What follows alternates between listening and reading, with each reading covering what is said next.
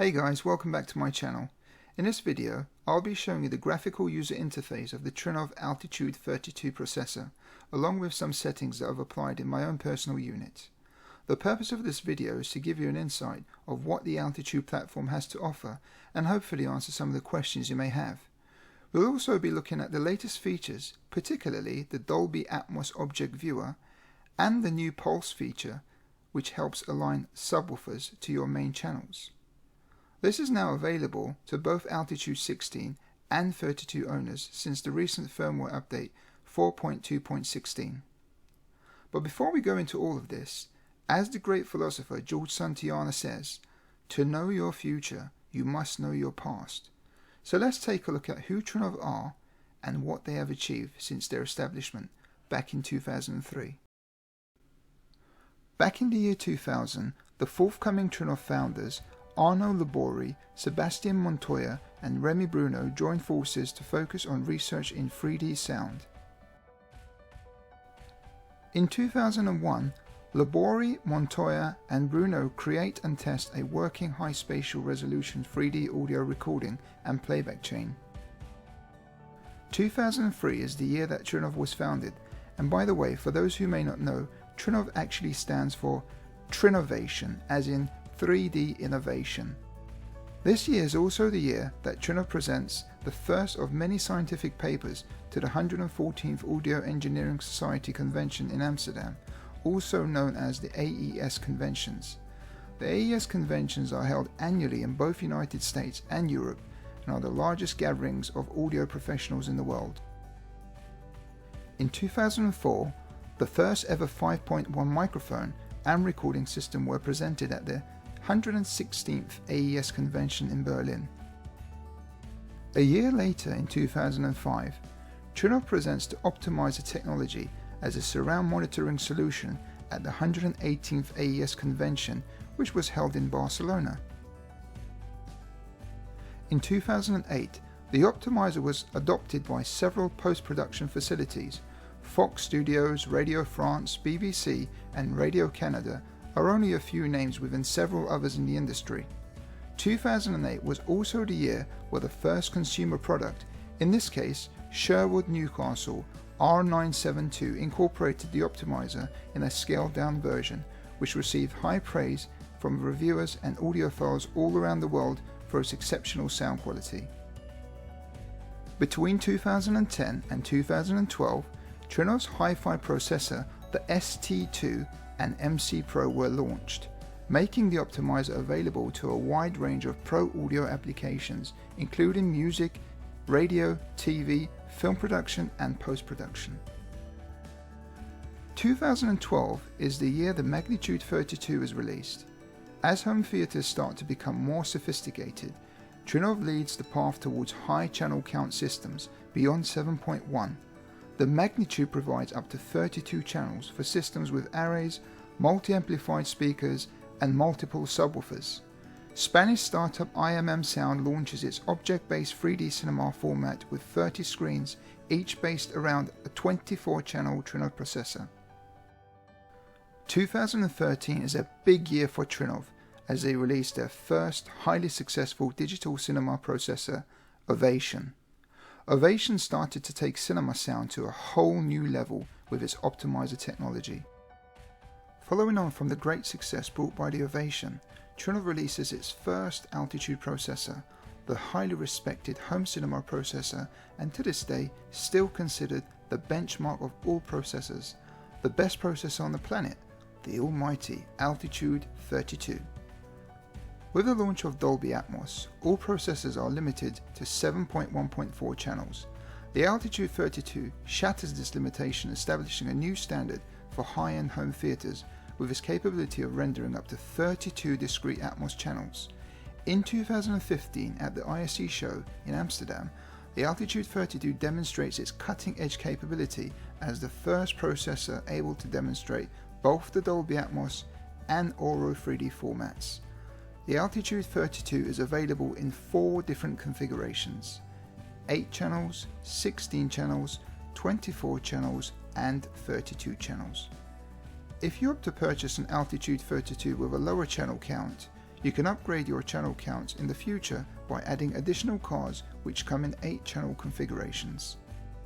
After a huge success in 2015, Trinnov decides to create one of the most elegant amplifiers I've seen that is also the ideal complement to the Altitude 32 processor, the Trinnov Amplitude 8 power amplifier.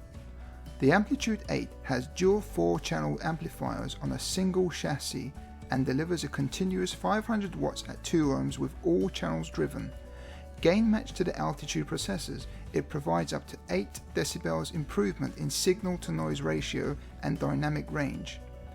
In 2016, JBL Synthesis and Trinnov partnered to produce the top-of-the-line synthesis processor. Manufactured on an OEM basis by Trinnov, the SDP75 incorporates most of the Altitude 32's capability for dedicated use with systems utilizing synthesis speakers. The year 2017 is another home run for Trinnov, as they announce a new processor which is more appealing and available to a wider audience due to its more affordable price point and lower channel count, the Altitude 16. The Altitude 16 is essentially identical to the Altitude 32 processor apart from its lower channel count and slightly different deployed DACs. The ideal companion for the Altitude 16 is the Amplitude 8M, which is the smaller brother of the Amplitude 8 and deploys the highly rated Hypex Encore NC500 Class D amplifier modules, delivering 200 watts RMS per channel at 8 ohms, all 8 channels driven, and 300 watts RMS at 4 ohms on any 4 channels. 2017 is also the year where the Altitude 32 becomes the first surround preamplifier to support DTS:X. The Altitude 32, Altitude 16 and the Amethyst, which is Trinnov's high-end stereo flagship processor, are all upgraded to fully certified Roon endpoints, providing the best possible music streaming experience. In 2018, Trinnov releases the Altitude 48 extension, which expands the Altitude 32's capabilities to the maximum 24.x.10 channels of Dolby Atmos and as many as 48 uniquely rendered channels, even up to 64 processed channels.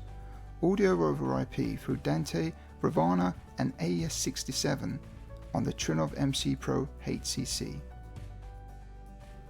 2019 is another hit year for Trinnov, as they announced the next generation cinema processor which further elevates audio performance in commercial cinema installations, the Ovation 2. The Altitude 32 and 16 are the first processors to support DTS:X Pro, with the Altitude 32 able to discreetly render the full complement of 30.2 channels. This is implemented to all Altitude owners for free by means of a simple firmware upgrade which takes no more than 5 minutes. This is where the Trinnov truly excels and keeps its crown as the king of all processors. The Altitude processors, one of many strongest points, are not being reliant on DSP chipsets for processing. Trinnov deploys an Intel CPU in both the Altitude 16 and 32, which gives owners the opportunity and flexibility to keep their much beloved home cinema processors at the top of the game at all times, with the latest audio codecs, technology and features. In fact, the very first Altitude 32 processor, manufactured back in 2014-2015, is no different to one that may be purchased today in 2020, 6 years after its debut release, due to this groundbreaking technology. To my knowledge, there is still currently no other brand in the market that deploys this technology. Moving along, 2020 brings Altitude owners IMAX Enhanced, and the future continues to be bright with exciting announcements to be made soon by the fantastic guys at Trinnov Audio. With all that said, there is so much more that could be discussed, but would simply be here all day. The 3D microphone in itself is a work of art, and the optimizer with all the capabilities and flexibilities it enables the end user to achieve, along with remapping features and bass management, are simply unique and unheard of. In fact, the Trinnov Audio Optimizer has recently won the Best Software at the CD Awards held earlier this year in October. Trinnov has won several other awards throughout the years. Some very recent ones are Best Product, High-End Home Theatre 2020-2021 EISA Award for the Altitude platform, and Best Product Award at the CEDIA Expo 2020 for the Altitude 32 processor. I'd now like to show you around the graphical user interface of the Altitude 32, which is almost identical to the Altitude 16 processor, apart from minimal extra settings which are only relevant to the Altitude 32.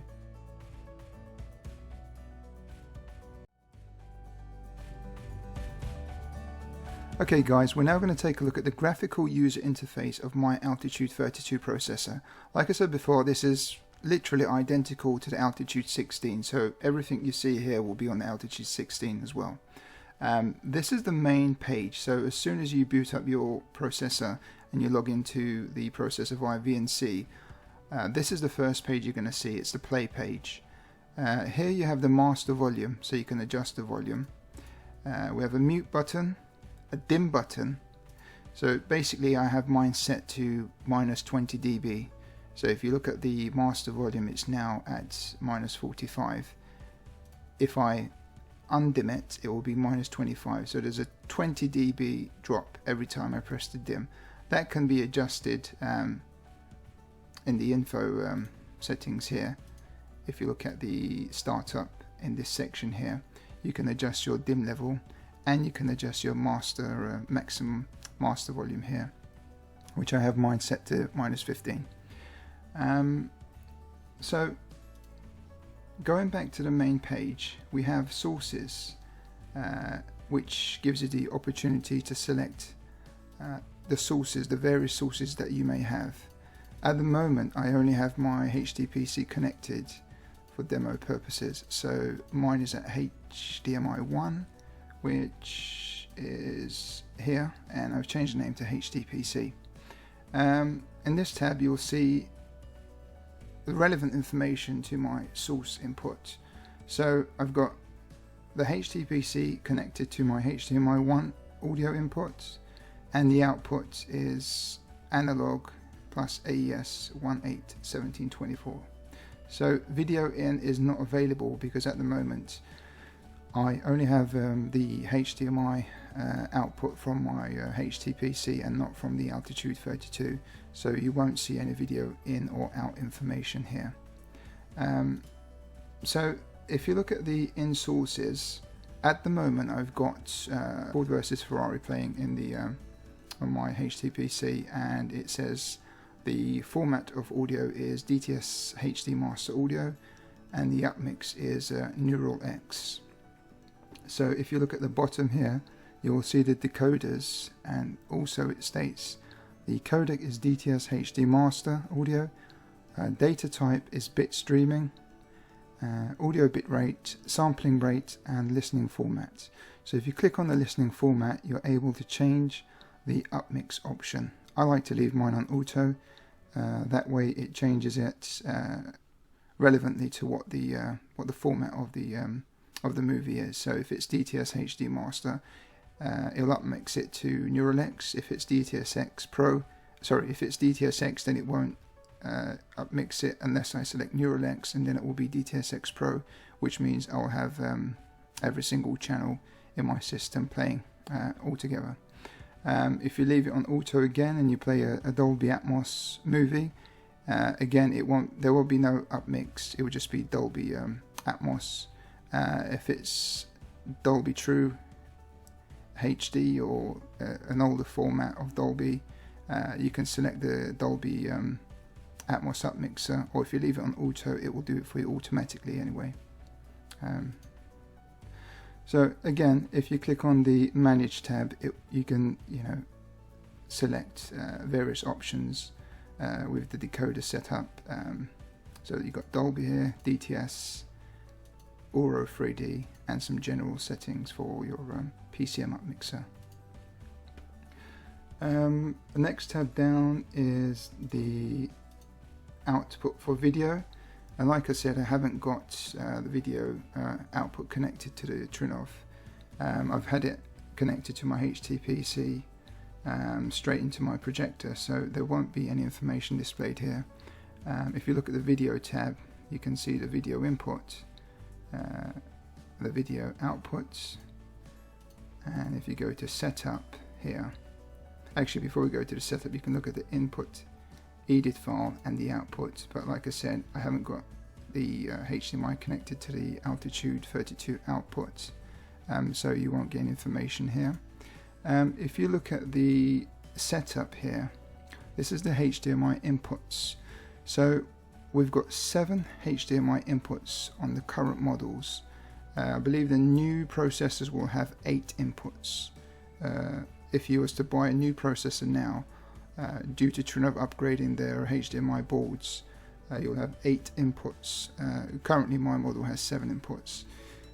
These are actually switchable from 1.4 to 2, and then again from 2 to 1.4, depending on your choice. So if you click on the HDMI inputs, you can actually change them. So by default, 1, 2, 3 are 1.4, and then 4, 5, 6, 7 are 2.0. If you click on these, you can also change these if you wanted to. To apply the changes, you will need to reboot your altitude processor, however. So moving on to the third setting down, third option, that is the Trinnov optimizer. So if you click on that, you'll see the Trinnov optimizer. This is the optimizer and remapping features. So what we can do, if we click the Trinnov optimizer, it will turn everything off, apart from the remapping, obviously. It will turn off the acoustic correction, the level alignment, the delay alignment. If you turn it back on, you can actually uncheck these one at a time. And I'll show you shortly what that does to the system.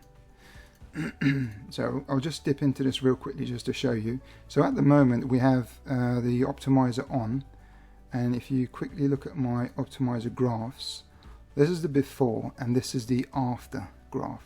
So this is with the optimizer engaged. So if I go to bypass, which switches everything off, you can see how the graph changes. There's a huge change there.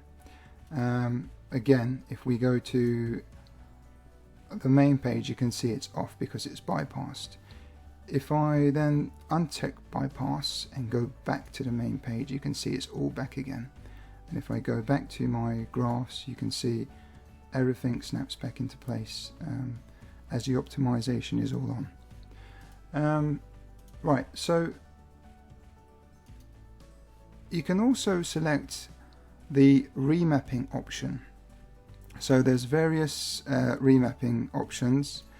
The main ones that you would really want to use is, if you don't want any, none. You don't really want to touch auto route. 2D remapping is for your ear level channel mapping if you don't have any Atmos speakers. 3D remapping is for both ear level and height channels. And yeah, that's pretty much it. You just really want to use those two, the 3D or 2D or none. At the moment I've got mine selected at 3D remapping to only do the surround channels and not the main channels. I'll quickly show you here as well. We'll go through all these options one at a time, but I'll just quickly show you. So if you go to settings here, you'll see that the remapping is on only for the surrounds in my case. So back to the main menu, clock. So this will show you the word clock, basically what the input sample rate and the current sample rate is, and the clock mode. So I'd suggest that you don't really touch this if you don't really know what you're doing. Just leave it on the default. You've got the Wi-Fi settings here. Mine's currently off. I've got the altitude 32 connected to the Ethernet, hardwired, and then you've got the service tab which says connected to the Trinnov audio service. So this is fantastic, guys. So whenever you have a firmware update, Trinnov will connect to your processor and carry out the firmware update for you. So yeah, then you've got the update tab here. You can check to see, it says your system has the most recent version installed. Yeah, here again it will show you the version, the build date, basically this is when the update was done, product ID, your serial number, microphone, and again at the startup basically this is the startup default preset that I use, which we'll touch on that in a minute. The maximum volume setting, you can change this as you like. You can bring it all the way down or up, but currently I like to have mine at -15. I believe it goes all the way up to it goes quite high up actually. I don't recommend that you go any higher than 0 dB really. Mine's set at -15 and it's plenty loud even at -20. So depending on your speakers and room, I'll just be a bit careful with where you set your maximum volume at. The dim level again is at -20. Like I said, if I click the dim button here, it will drop it -20 dBs. If I click it again, it will go back to plus 20 dBs. This is good if I'm demoing the system and, you know, if I'm going to be flicking back and forth from different clips, and whilst I'm doing so, I just hit the dim button, choose another clip, and I'll go back onto the main volume, master volume. So here I'm able to control my front panel light, turn it on or off, and this is the keyboard features that you have here. And yeah, and that's pretty much it on this page. Yeah, that's pretty much all we have here. Okay, we're now going to look at the speaker setup page, also known as the speaker declaration page. If you look at the top here, there's the box type icon. So if you click on that, that box is actually a 3D representation of your room and the layout of your speakers. If you look at the right here, we have a control panel, dimensions, where you can enter the actual dimensions of your room, and as you can see, as you change this, the dimensions in this graph changes too. So whatever your room dimensions may be, feel free to input them. This has no effect on the calibration at all. This is merely just a 3D representation of your room, so it will give you an idea of what your room looks like basically. And then you can also adjust your screen width as well. So feel free to input your measurements here, and it will give you an actual representation of your room and layout, depending on what layout you select, which we'll go over in a second. This other tab here is the monitoring tab. This is where if you activate it, you'll be able to look at the Dolby Atmos object viewer. This is one of the new features on the new firmware updates, which we'll go over shortly. So if we go back to the control panel here, you can move the actual 3D representation of your room and speaker layout left and right, up and down.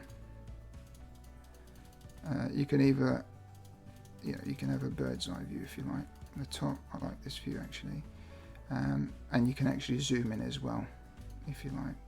So we'll leave it at this view just to show. Another cool thing is, I'll just explain quickly, the green boxes here, they're actually the ear height level channels, so your bed channels. I have 7, so my configuration is a 7.8.8, so 7 ear level channels, 8 subwoofers and 8 height channels. I'll explain this quickly. So if you click on each box, it will actually highlight the panel below, and it will show you exactly what speaker you're selecting. So if we click on this, you can see that's my left channel, and actually if you look here, it actually says it here as well. So that's my left channel, and it says it here. That's my left channel, my center channel, my right channel, left surround, right surround, left rear surround, right rear surround, and please note also it has the functions of what the channel is recognized as when it's playing an Atmos, Dolby, or a 3D DTS:X or DTS soundtrack. It tells you the type of amplification, which is a mono amplification. You have the opportunity to add or remove parametric EQ. Also here where it says out, this is actually the number of output you have on your altitude where it goes into the power amplifier. So my let's have a look. My right surround channel is on output 5 of the altitude 32, and here you'll see here that if you click this, you'll be able to play pink noise through the speaker. So it's highlighted in pink now. Obviously there's no sound because I have mine on mute at the moment, but this is good. This is good to test each speaker before you do a calibration, just to confirm that the speakers are correctly connected and it's emitting sound, just to double check before you go ahead and do your calibration. So we've got the left rear surround and the right rear surround, and we got the left front height, the center height, the right front height, left top front, right top front, left top rear, right top rear, and the overhead channel. So if you look here, this is a good example. Dolby and Atmos don't actually recognize this channel. So when you're playing a Dolby Atmos movie, or if you have this channel installed, you're not going to hear anything coming out of it, because Dolby doesn't support this channel at the moment. Auro 3D records this as a top channel, top speaker, so above head channel, also known as voice of God, and DTSX and DTS does recognize this, and it's recorded as overhead channel. So the voice of God and overhead is exactly the same thing, but the Auro 3D calls this voice of God, and DTSX Pro, you'll have this as overhead channel. And obviously this little box here, this is a subwoofer. Now you might be wondering why I only have one subwoofer when I said I had 8 subwoofers, which is what I have. And the reason for that is I have external digital signal processing for my subwoofers, and I time align my subwoofers with the mini DSP, and there's no reason not to do it with the altitude 32 or the 16, because the Trinnov does an absolutely fantastic job in both time delay and EQing the subwoofers.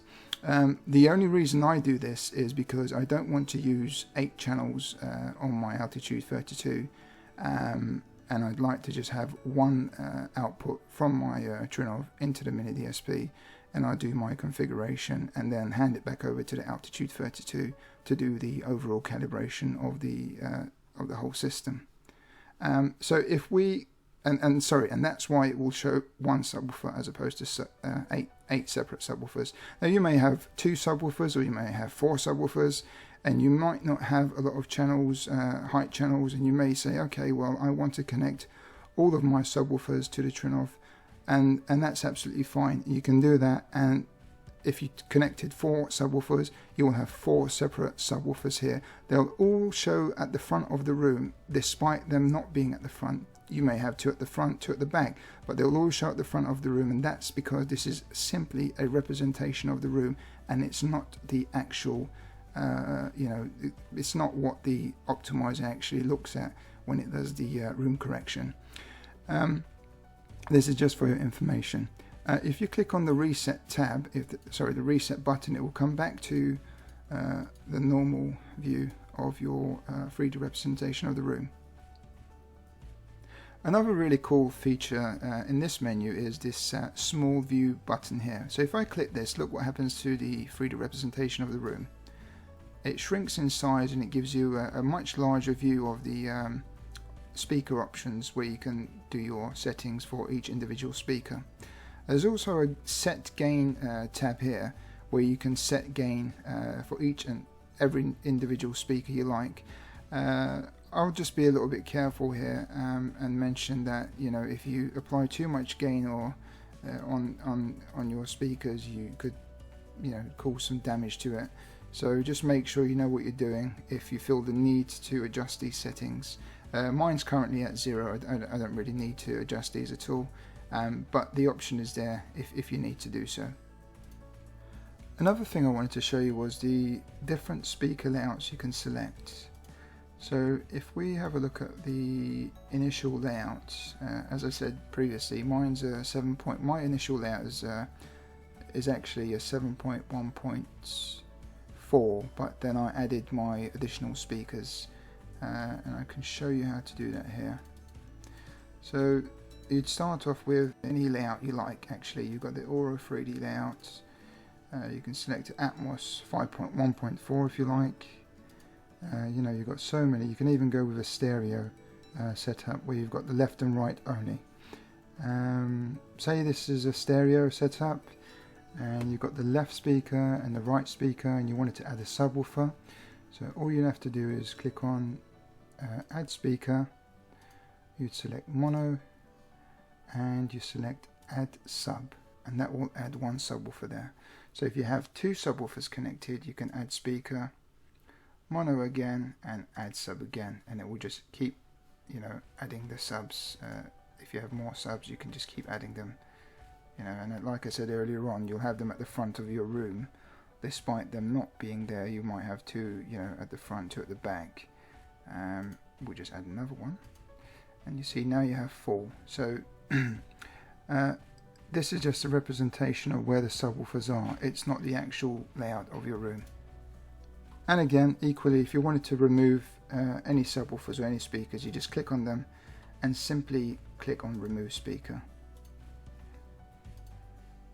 and that will remove any speaker that you may not want. So if we go back to a 7.1.4 speaker, let's say so here we have the left top front, right top front, left top rear, and the right top rear. So let's say we wanted to add left top middle and right top middle speakers. So we'd go to add speaker, we go to Atmos, and we can select this speaker here. So if we select left top middle, says it here, left top middle, and add the speaker. So it says more than one possible speaker is selected in this view. Please select the one you would like to add. So left top middle, and we select that, and it says to use left top middle in Atmos narrow configuration, the following speaker is mandatory: right top middle. Do you want to add the associated speaker? So you click yes. So now what that's done is added both left top middle and right top middle, and depending on what output that is on your altitude, 16 or 32, you can select whichever channel you have and select the appropriate output channel. Okay, so if we go back to reset, that's pretty much the basic use of this menu here. We have a small information tab here where, you know, you can have a read through, and it gives you some advice on the speaker layout, setup guidelines for each configuration, DTS, Auro 3D, and Dolby. And that's pretty much it for this menu. One more thing I forgot to mention on the previous tab, actually on all tabs you can do this. If you look at the top right here, you can see where it says presets, and if you click that, it will give you the opportunity to select any preset you have on the fly.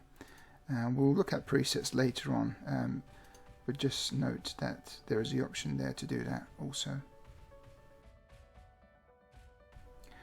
Right, so the next menu along is the base management menu here, but we're not going to touch on this quite yet. We're going to move over to the left, back to the settings option, settings tab, and as you can see, pretty much everything to do with the Trinnov and everything that we need to adjust or fine tune is going to be in these menus here, in these sub menus. We'll go through every single menu and every single side tab, and I'll just try and explain quickly what they are and what they do. So the first tab here is the home tab, and as you can see, we've got the sources and the presets here. So you can select, we've got 7 HDMI inputs, so you have 7 HDMI inputs. It says 8 HDMI, but on the current model I have, I've only got 7 inputs. So HDMI inputs, and you've got various other inputs here that you can select. So the next tab is the meters tab here. So if we click on the meters tab, you'll see all the active channels, and they are working here. You can see them in action. This is the source input. So what you see here is actually the incoming signal. If you move over to the right, you'll see my actual speaker layout, but there's nothing active at the moment because I have my system on mute. If I dim this real quickly and then uncheck mute, you will see the meters are actually active now in my system. So I'll just mute that again and go back to leave that at 30. So if we go back to the input source, you'll see here that all our channels are active, and this is a good way to check that you know, you've got no clipping, or there's no speaker that's not connected, or you know, inactive. It's a good way to check to see that your all your channels are running up and running correctly. If we look at my output meters here, this is the layout of my speakers. So I've got the left, right, center, left surround, right surround, left rear surround, right rear surround, left top front, right top front, left top rear, right top rear, left front height, right front height, center height, overhead, and subwoofer. So these are all my 8 subwoofers, but as I said previously, because I've only got one output going into my external processing, it only shows as 1 subwoofer. So this is the meters meter section here, meter tab. If we go on to the next tab, this is the sources config. So you've got your sources, and you can select the inputs and outputs of each source accordingly, and you can save them respectively. So moving on to the next tab, we have the optimizer, and this is where the optimizer settings are found. So you can have the optimizer on, which will have the acoustic correction, the level alignment, and delay alignment all active within the Trinnov. If you go back to the main menu, we can see here that they are all active. So that's basically the same as this here. If I disable the optimizer and go back to the home page, pardon me, if I go back to the main home page here, you can see that everything's turned off. If I go back to the optimizer settings and enable them, you can see that everything's back on. So it's the same settings, but on the different page basically. And again, you can turn off the acoustic correction, level alignment, delay alignment, whichever you like, if you don't want to you know, have them active at all. But there's no real reason to turn the optimization off. It's only for the purposes to see what it's actually doing when it's engaged and when it's disabled. So that's it's a cool feature to have, to be able to turn it on and off and see what the difference is when it's active and when it's bypassed. Below here you can see the input format, output format, which mine is currently 15.1. Well, that's 7 ear height channels, 8 height channels, which is a total of 15, plus 1 subwoofer. In actual fact, it's 8 subs, as previously stated, but because the altitude believes I have 1 subwoofer, because I've only got 1 connection out from the altitude going into my mini DSP, so that sees it as 1 subwoofer. And you've got the in and out delays and the clock information here. Next tab is the settings tab.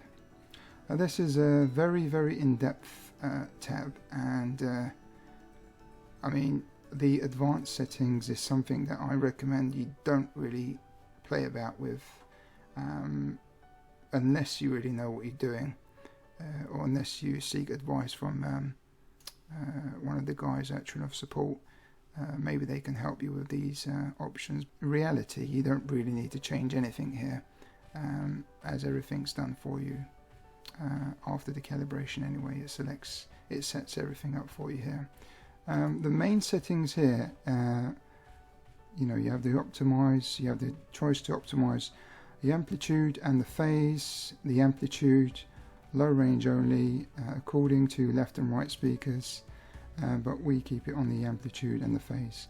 This is the maximum boost and the maximum attenuation. By default, I believe this comes at 6 dB, and then the maximum attenuation is at 10 dB. But I don't mind cutting up to minus 20 dB, and my boost is set to 14 dB. Again, try not to touch these settings unless you really know what you're doing. If you need any assistance, just speak to your installer or Trinnov support, and they'll be happy to help you with these. Here you'll see the speaker position remapping. It's set to 3D remapping. That's what I've got it on at the moment. You can then check on to advanced settings we just discussed. So the next tab along is the target curve, and here you can see that you can really fine tune your speakers accordingly to how you like the sound. I have a slight bump, a slight hump around from, if you look at the bottom left here, you can see my target curve. I'll just go through it quickly to show you. 25 Hz, 32, and as you can see, it slightly increases in decibels, and it reaches 79 Hz. So you've got about 3.8 decibel increase, and then it rolls off slowly to 0 at around 650 Hz. And we've got a little dip, 1 dB dip at 1K, and another small dip around minus 0.68 around 2000 to about 5K, and then it rolls off gently all the way down to 20 kilohertz. Now this is something that I prefer. This is how I like my sound, and it suits my room and my speakers. You don't have to have this. If you if you don't want any, you can click on all zeros and it will go to a flat curve, and you can adjust this accordingly with your mouse.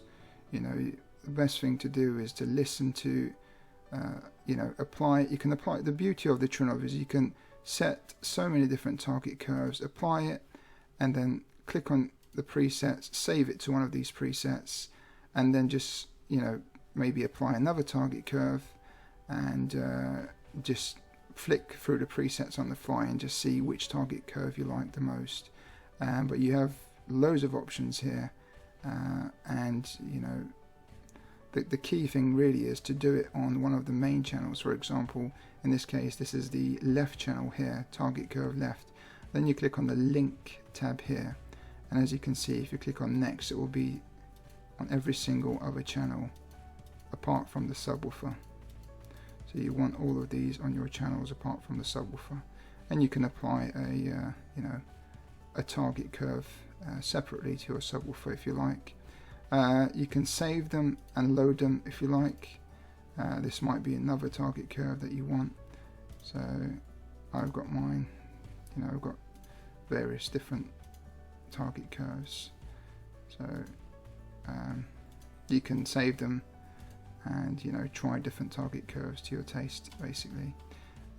If you want to go back to your original, you can just go back to your preset and just click on the preset, and this is what my target curve was originally, as you can see, and it goes back to that.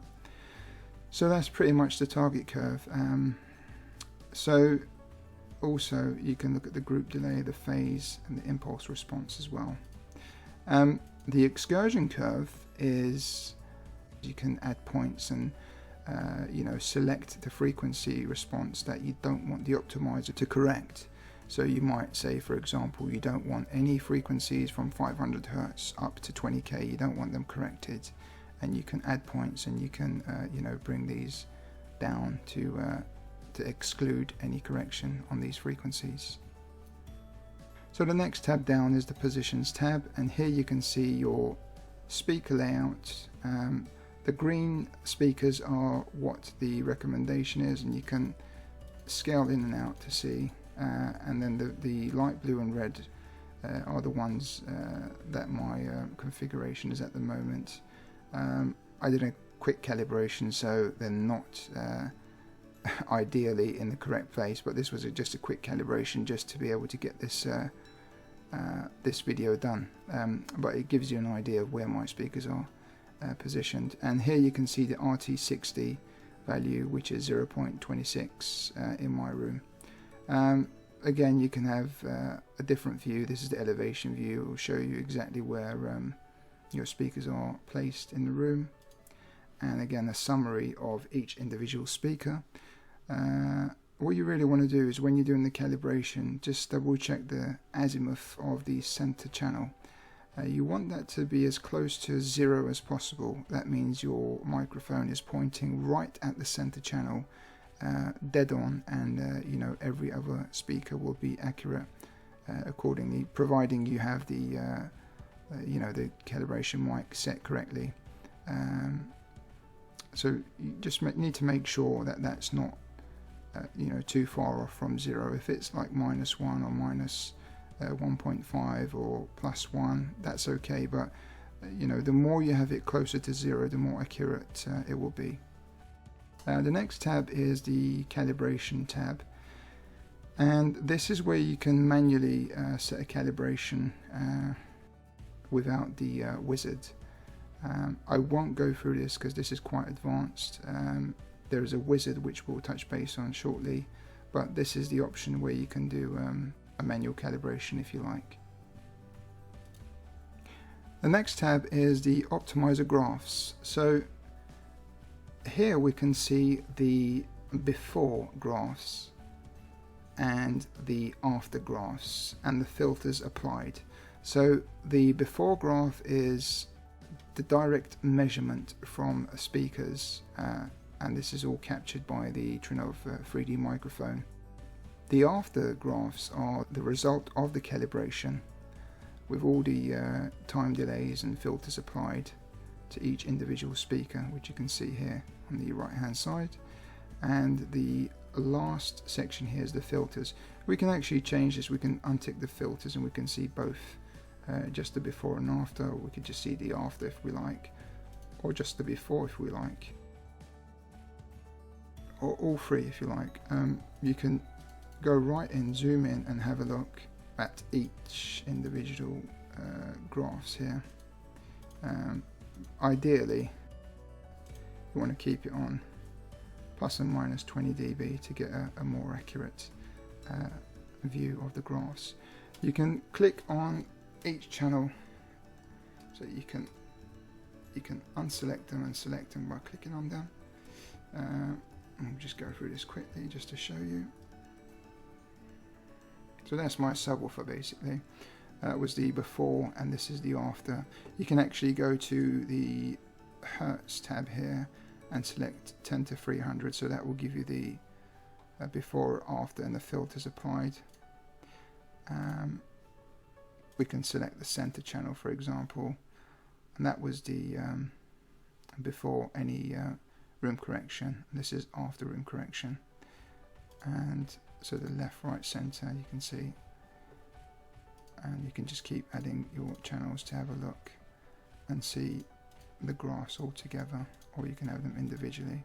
So if we leave the left, right, center, that's the amplitude direct, phase, group delay, impulse, and linear impulse here. So that will give you an idea of the graphs after you've done your calibration with the Trinnov. So the next tab is the processor tab, and under this tab we have meters tab again, as we did on the home page. It's the same. We have the master tab, inputs. If you look here, this seems a little bit, it may look a little bit confusing, but it's not really. If you look from top to bottom, you've got each speaker individually, and you can make adjustments, so you can adjust your input gain. If you click on solo, it will only play the left channel here. Actually that's done on the output, so if you play solo only, it will only play from the left channel. Mute will mute the speaker. Sine wave will send a sine signal to your speaker. Pink noise will send a pink noise, And the pulse feature is what I mentioned earlier on, is one of the latest updates of the new firmware, which we'll touch base on in a second. You've got the output tabs here, sorry, the output tab, and again you can adjust your gains for your outputs. The Trinnov actually does a fantastic job once you've done your room calibration, but I like to go and double check everything with an SPL meter, and if adjustments need to be made, I'll just adjust it from here, just to make sure every single channel is playing at the same level, so we get a nice seamless sound in the room. So same here, we've got the solo, mute, invert polarity, FIR, EQ, presets, user EQ, and many other settings here for each individual speaker. And the last tab here is the output delay tab, if you need to adjust any delays with the speakers. But once you've done the room calibration with the Trinnov, it does it all for you. If you look on the optimizer settings, the summary, you can see that the delays were made after the calibration, so there shouldn't be any delays that need to be adjusted after the correction. One thing I wanted to touch on was the pulse button, and this is quite useful if you want to align your subwoofers with your main channel, for example. An example would be if you hit the pulse button here and you move on to your subwoofer and you also hit the pulse button. So what you're initially doing is you're emitting a pulse from the center and you're emitting a pulse from the subwoofer, and the goal is to match the same pulse coming from the center and the sub at the same time, and you can adjust that, you know, from your delay outputs and make sure that you're getting the exact same timing for both your center and the subs. Say for example you had to adjust your center by 2.3 milliseconds. What you'd want to do then is apply that same millisecond delay to every single channel apart from your subwoofer. That way every single channel will be hitting those notes exactly the same time as the subwoofer. So if you apply a delay to your subwoofer, then that's fine, you don't need to apply any delays to your channels. But if you apply any delay to your channel, for example when you're doing the pulse with the center and the subwoofer for this example, let's say they're both, you know, hitting at the exact same time when the center's at 2.3 milliseconds, then what you want to do is you want to apply that 2.3 milliseconds to every other speaker to make sure they're all accurately matching the center channel. So the next tab along is the setup tab, and here we've got sources. It will show you what the current active layout is, what speakers are working, what the format is. You've got the active crossovers. Here you can assign up to 4 ways and set an active crossover for an active speaker you may have, or you can also use this this menu to you know, to add up to 4 subwoofers and manually apply delay and EQ them from here if you like. But I won't go into that. This is a bit of a complex setup and it's not something everyone will be looking at doing. Again, we've got the clock settings here. Config editor, this is good for the guys out there trying to support to troubleshoot any problems that you may be having. You've got the network settings here and the system status, and here you can actually turn off the Trinnov altitude 16 or 32. If you click on this button, it will turn off the units. That's how you power off the unit. And the final tab here is the preset tabs. So if I basically click this, you can see on the top here it will adjust everything to the way I had it saved under this preset, and everything will be back to normal. We have 29 presets here, as you can see, and you can save as many presets as you like, and you can change them on the fly even from the main page. Here you've got the bypass button, and if you click on this menu here, on this tab, sorry, it will take you right back to the home page here. And like I said, you can actually click on this preset tab here, and you can select different presets on the fly. Okay guys, so before we move on to bass management, just want to show you one more thing under the preset tab. You've got the option to lock this preset or to choose it as a default preset. So if you lock the preset, you're unable to delete this preset or save any further adjustments you may make to your altitude. If you uncheck it, then you can clear it and make any adjustments and save them under the preset. The default option here basically allows you to have whichever preset you have here. So if you have multiple presets, you can click on the default option, and what that will do is when the altitude loads up, that will be the default preset that it loads into. So you have these two options here. The other thing I forgot to mention was under your preset you select, if you click on the preset info, it will give you all the information of that preset. So the last calibration date, when it was last saved, the preset size, etc, etc. So it'll give you all this information here. So we'll now move on to bass management, this icon on the top here. So here's where we can really fine-tune the Trinnov altitude.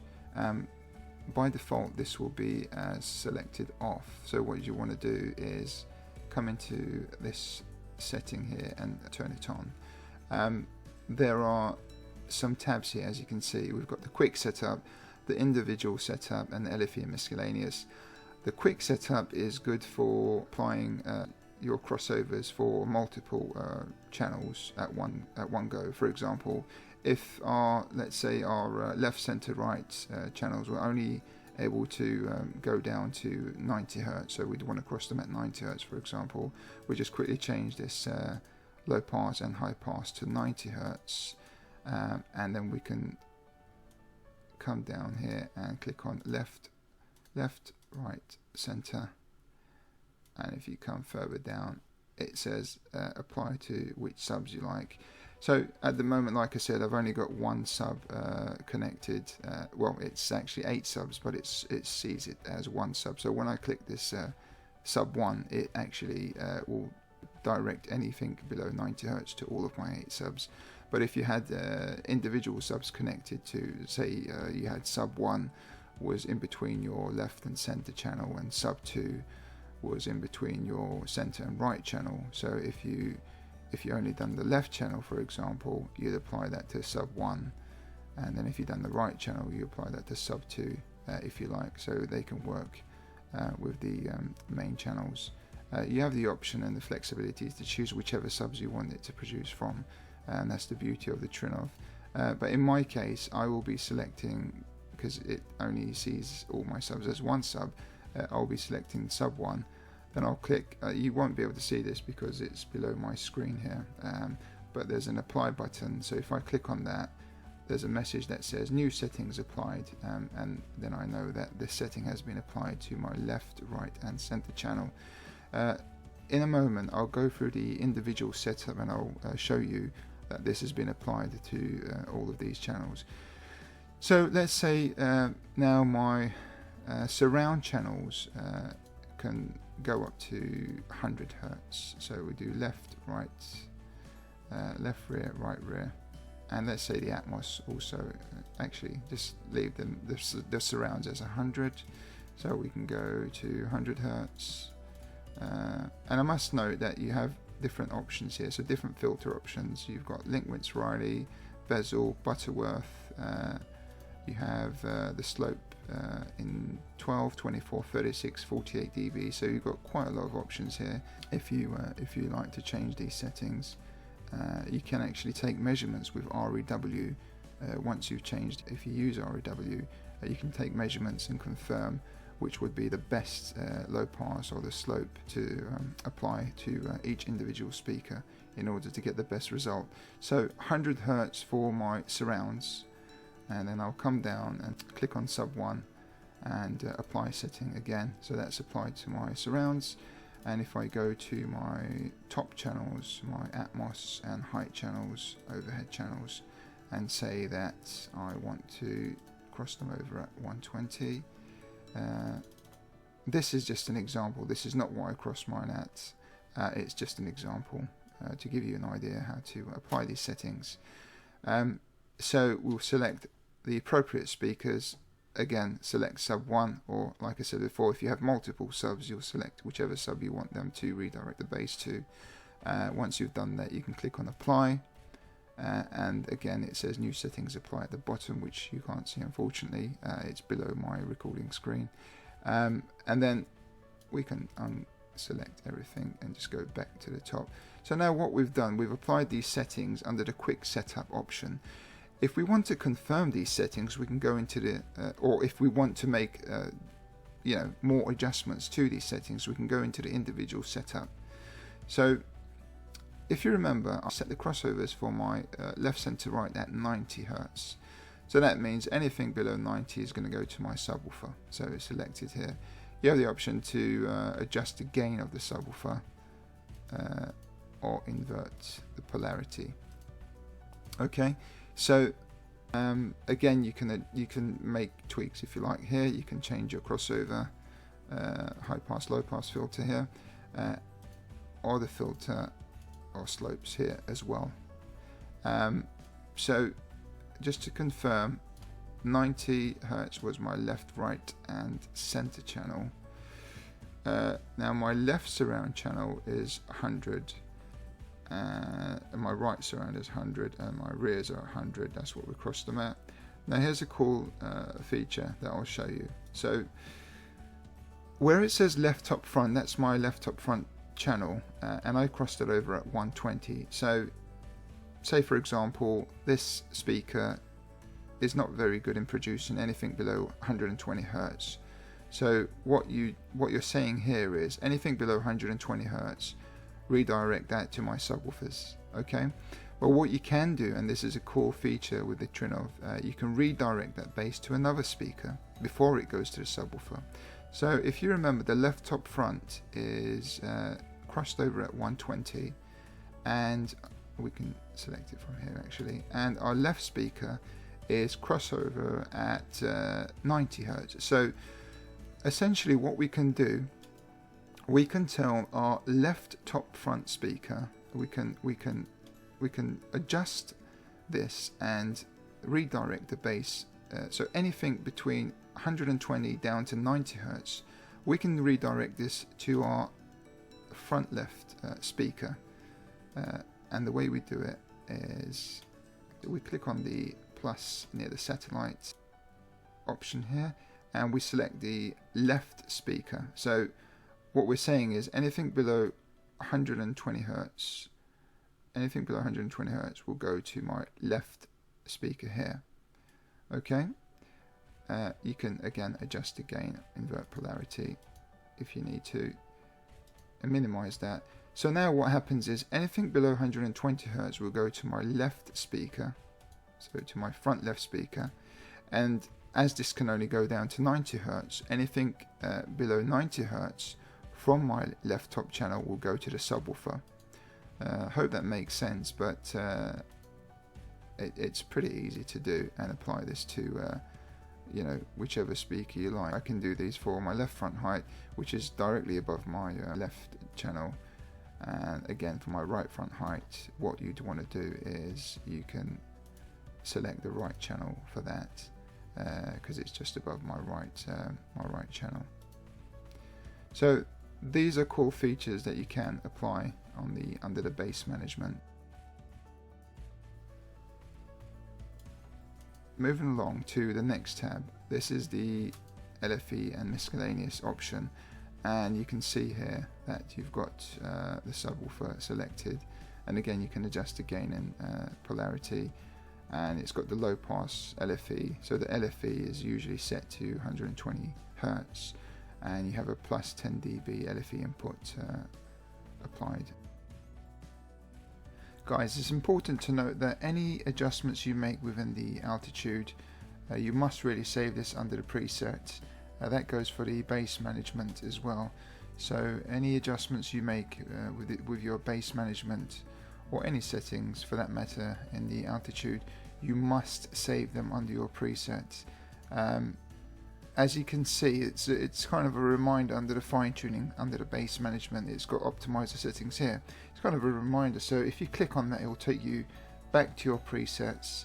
And what you can do is you can uncheck the lock key and click on the save button, and that will save all your changes that you've made under the base management settings to this preset, and then you can lock it again.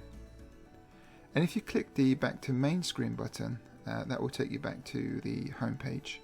And the final icon on the top right is the calibration icon. So if we click on that, this will guide you through the room optimizer and how to optimize your altitude. Basically, this is the calibration step-by-step process. This is a calibration wizard. So what you can do, you can start a new room configuration. I'm only going to do this just to show you. I'm not going to actually carry out the full calibrations, just to show you. So you can save a new preset, or you can override an existing one. So save a new one. We'll just call this test, and we will click OK, and we click on next. Okay, so here it will give you some information about the layout and how to set up the the speakers, how to add speakers, how to add a subwoofer if you need to add any speakers, and it gives you a lot of information here. So you can click on enlarge and have a read through that, or you can close it if you like. Just for demo purposes, I will be selecting 5.1.4. As you can see, it will give you the 3D representation of your room and the layout of the speakers. There you've got the dimensions that you can input for your room, and that will change that accordingly to your dimensions. And the monitoring feature here is what we'll go through in a minute. This is the Dolby Atmos object viewer, which we'll touch on in a second. So once you have these settings applied and you're happy to go ahead, the next thing you'll do is come down here and you will select each individual speaker. You'll play pink noise just to ensure each speaker is emitting sound from the correct channel. And once you've confirmed the outputs are correct, you basically then go and click on next, and this is the base management section. You can actually skip that section, because when you're doing the calibration, the Trinnov doesn't take the base management into consideration, so all of that can be set up afterwards. Here it says select your microphone calibration file.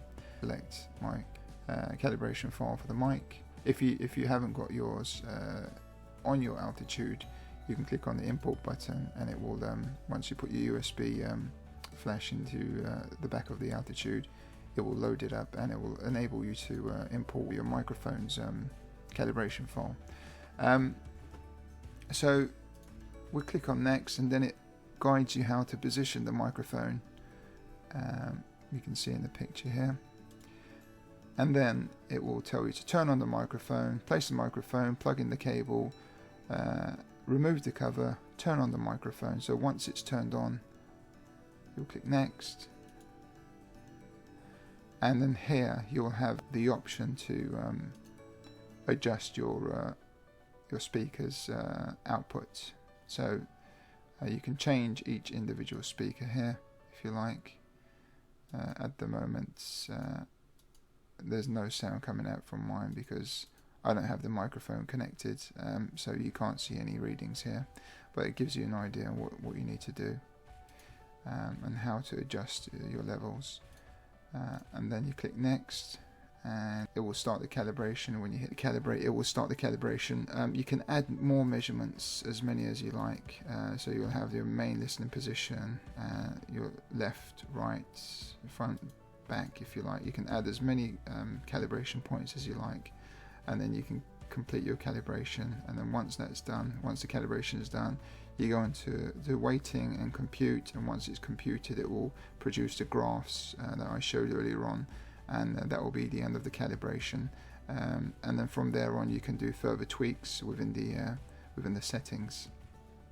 So I'll just quit that, and then once you're done, it will mute the system, and it will tell you to to disconnect the cable from the microphone as the system is muted. It's important to note that you should never unmute your system if the microphone's still connected and you're going through the calibration process. The reason for that is there will be some feedback from the mic through your speakers, and you can quite simply damage your speakers if you're not careful. So please make sure that the system is muted when you're doing the calibration, which if you're using the wizard, it will do this automatically anyway. Okay, so I'm now going to show you where you can find the Dolby Atmos object viewer. If you click on the speaker declaration page here, you'll go under the monitoring tab and enable this. You'll enable the meters. At the moment it doesn't give you the option for Dolby Atmos because I have nothing playing. So what I'll do, I'll just load up a movie and just get a movie playing. So if I click on ALITA, for example, and then go back to the altitude. Okay, so now you can see that my main channels are active and the meters are flashing. So if I click on the Dolby Atmos monitoring, the yellow balls here, they are the dynamic objects within this scene, and you can see them moving around in my room accordingly. We can confirm this by going to the meters tab. You can see the input source and my output source as well at the moment. And if we go back to the monitoring and enable the Dolby Atmos, we can see all the object-based sound moving around the room.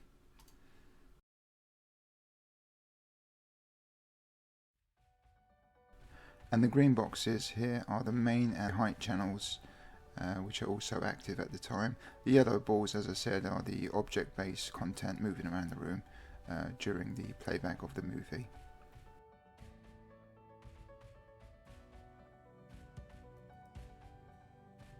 And if we want to disable this, we can just go back to the monitoring, turn off the meters and the Atmos, and we can go back to our usual configuration. Okay, so that's the end of the video for today. Before we go, I must make a quick point. The Trinnov processors are highly sophisticated and high-end products, and they must be treated with respect.